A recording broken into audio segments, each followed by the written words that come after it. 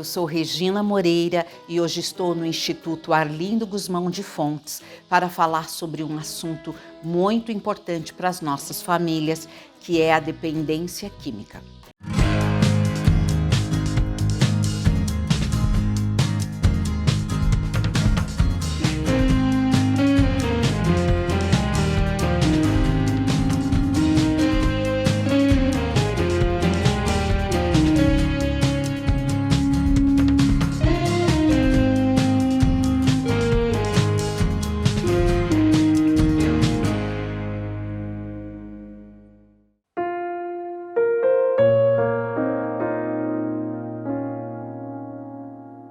Existem grupos chamado Amor Exigente que trata o codependente. O que é o codependente? São aqueles familiares que convivem com o dependente e têm que ajudá-lo a enfrentar a dependência química, que realmente não é fácil, requer muita força de vontade dele mesmo para superar esses estágios que ele se colocou e se coloca e os momentos de superação que ele vai precisar viver. Então, para a família, eu aconselho que busque esses grupos de apoio, né, que isso não tem conotação religiosa nenhuma, é um grupo chamado Amor Exigente, porque o dependente químico vai exigir muito da compreensão, do entendimento e do apoio familiar. Então, a família que normalmente não se empenhava muito ou se preocupava muito com aquela pessoa, passa a ser totalmente mobilizada, porque ela percebe que aquela pessoa está modificando, porque vai passar a ficar uma pessoa agressiva, porque se ela ficar contrariada na hora que ela quer usar a droga, ela fica agressiva, todas as substâncias vão deixar a pessoa com um comportamento alterado, e muitas vezes, né, sob o efeito da substância, ela não está na condição perfeita dela, ela não tem condições de fazer uma análise adequada da maneira que ela fazia antes do uso. Então você tem uma pessoa inteiramente diferente da pessoa que havia antes do vício. Por isso que a família fala, mas o que está acontecendo com ele? Por que ele está assim? Ele não gritava com fulano, ele não falava assim. Então, fica assim, se é um pai, fica mais agressivo com o filho, se é um filho, passa a ser agressivo com o pai. Então, isso vai gerando um conflito e um tumulto familiar muito grande e vai provocando uma disfunção familiar, né? Então, não é fácil realmente. E nós, né, quando você tem um pai alcoólatra, você vê que mesmo que os filhos, né, que acabam tendo uma grande chance de desenvolverem o alcoolismo também, porque nós sabemos que aumenta em 8 vezes a chance de você transmitir geneticamente essa condição. Isso não quer dizer que nós estamos fazendo um estudo estatístico, aumenta em 8 vezes, mas isso não quer dizer que todos vão ser afetados por esse índice, né? Então, nos estudos que nós estamos fazendo, nós estamos vendo a característica genética também desta condição, né, de adquirir uma dependência química.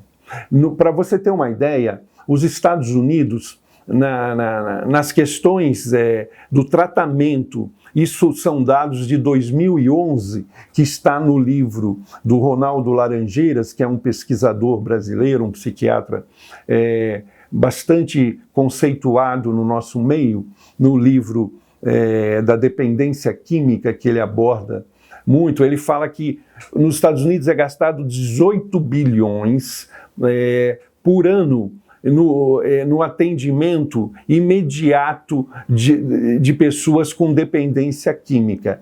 E 410 bilhões são gastos com o envolvimento e com os prejuízos dos dependentes. Nós estamos falando de 410 bilhões de dólares. Vejam quanto é isso. Você multiplica por 6, nós estamos falando, se nós fôssemos transportar para o Brasil, em trilhões de reais. Então, são quantias assim absurdas financeiras que o problema da dependência química causa nos Estados Unidos. Nós não temos ainda condições de fazer pesquisas para nós avaliarmos o dano financeiro que a dependência química tem causado em termos de produtividade no nosso meio, mas certamente isso são quantias estratosféricas,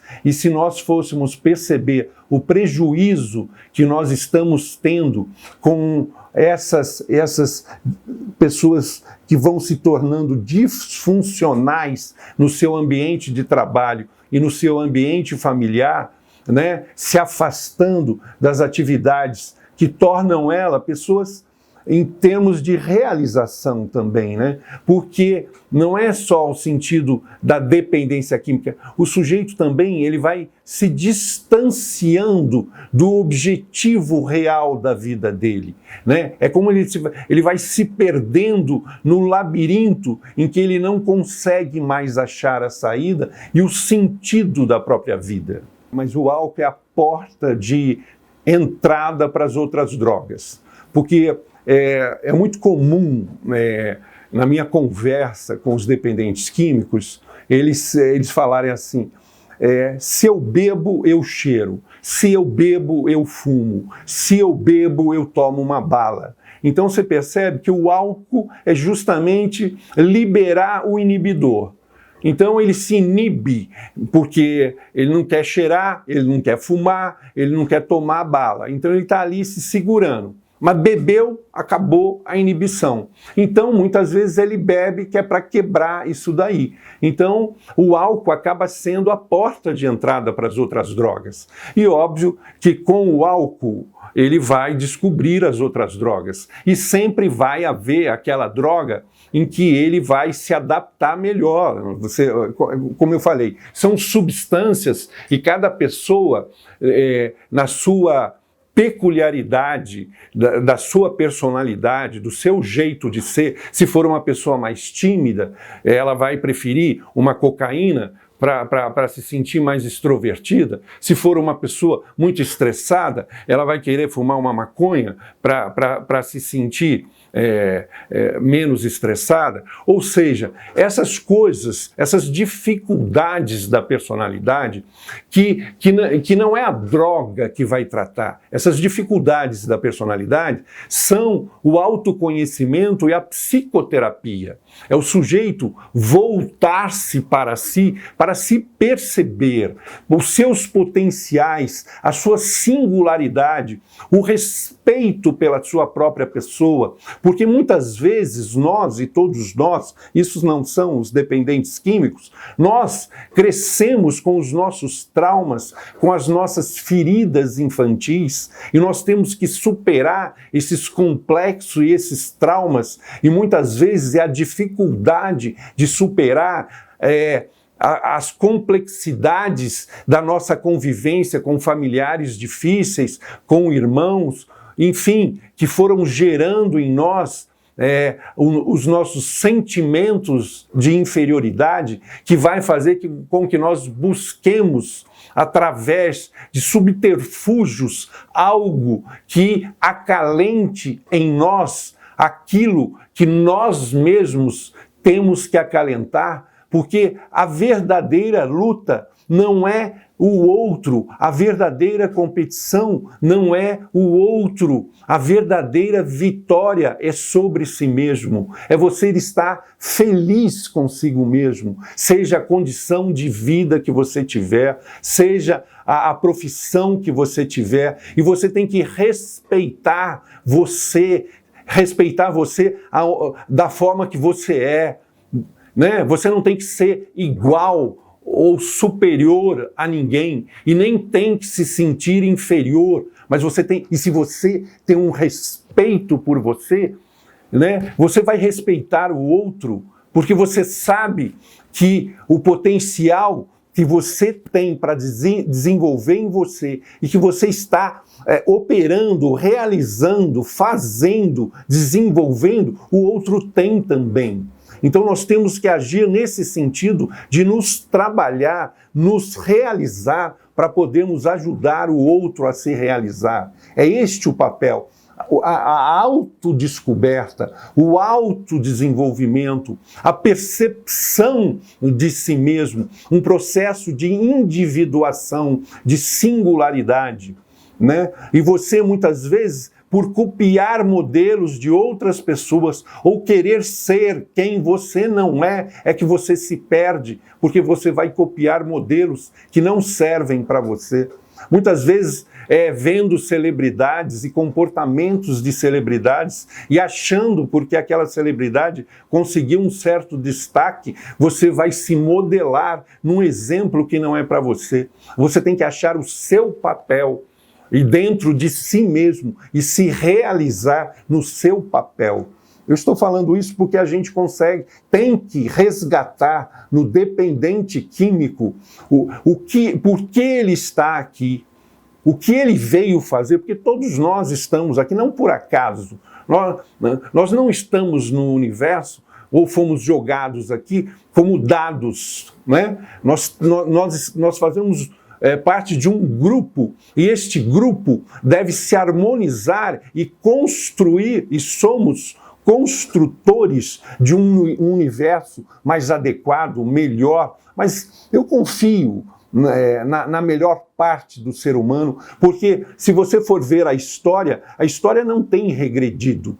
O ser humano, ele não tem andado para trás, ele tem evoluído, apesar dos pesares, apesar da gente lamentar muitas coisas que ainda ocorrem, nós estamos evoluindo, nós estamos crescendo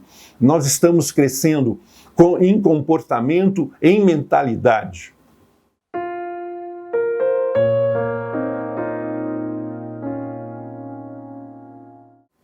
Dependência tem cura.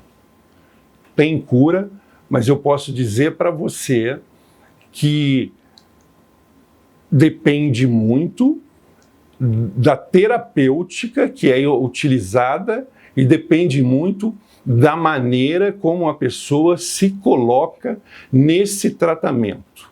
Mas tem cura. E hoje eu lamento dizer que é uma minoria, mas essa minoria está crescendo porque nós estamos tendo substâncias que têm favorecido a mudança para uma maioria. Nós temos drogas sintéticas mais potentes, né? Nós temos, enfim, uma juventude muito induzida, que não reflete muito nisso. Nós temos um número maior de pessoas envolvidas com as drogas e com dificuldade de sair desse envolvimento. Então nós temos um número crescente de pessoas envolvidas com drogas. E talvez o número de pessoas que crescem com as drogas e o número de pessoas que se curam delas é desproporcional ainda.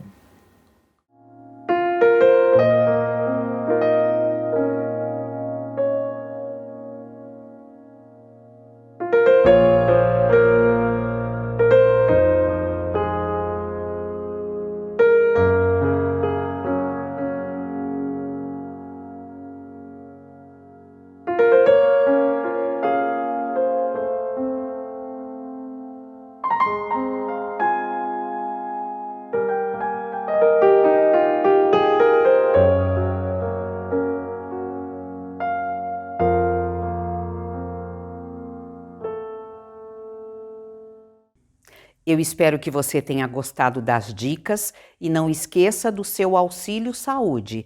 Informe-se mais sobre ele no nosso site, que vai aparecer aqui do ladinho, ou procure no seu sindicato. Que bom que você veio, pois este trabalho é feito para você. Tchau, tchau!